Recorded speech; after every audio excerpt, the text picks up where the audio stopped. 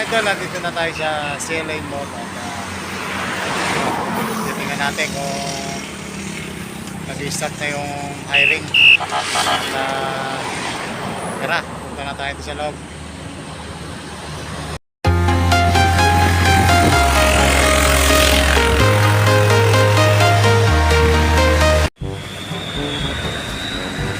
Magtatanong tayo sa security guard kung saan gaganapin yung hiring. Tara, magtatanong na tayo. So wala dito ang daan, doon daw sa kabila. Punta tayo doon sa kabila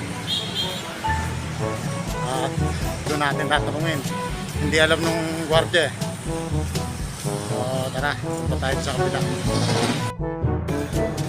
So yung mga idol, nandito daw sa second floor.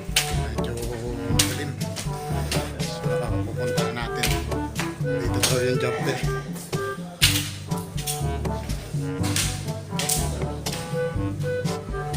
Ay.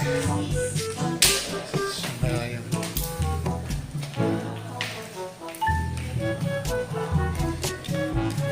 Magtatanong tayo. Saan yung job there?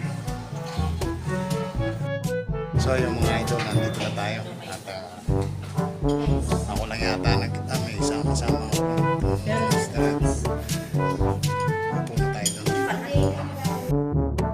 So ayan mga idol, nagse-set up pa sila ng mga gagamitin daw sa job fair.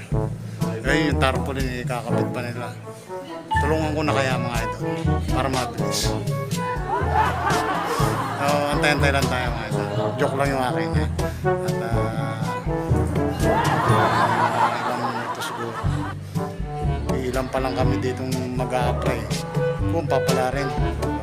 Samahan nyo pa ako ha mga idol. Huwag kayong alis sa aking channel ha. So ito mga idol, pipili na kami. Attendance daw kami. So ito na tayo.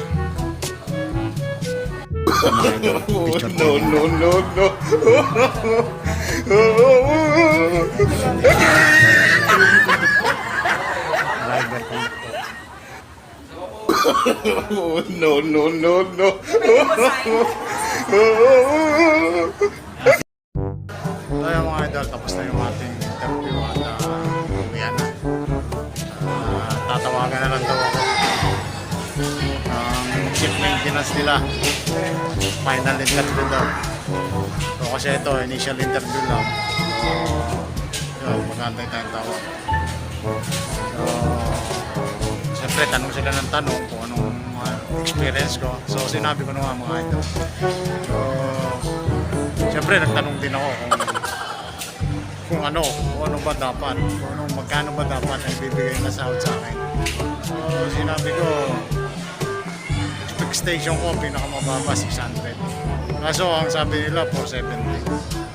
So hindi ko alam kung go o so yung mga idol 470 ko kwentahin ko pa kung aabot ba sa pampamilya yung sahod na yan. So yung mga idol, maraming salamat sa inyo.